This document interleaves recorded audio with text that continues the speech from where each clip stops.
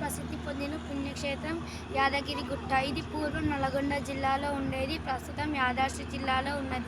ఇది తెలంగాణ రాజధాని హైదరాబాద్ 60 కిలోమీటర్ల దూరంలో వరంగల్ మార్గంలో ఉన్నది. దీంట్లో వెలసిన స్వామి నరసింహస్వామి. ఈ గుట్ట పైన యాదశ్రీ తపస్సు చేసి మెచ్చి ప్రత్యక్షమై ఈ గుట్ట పైన వెలిసిండు.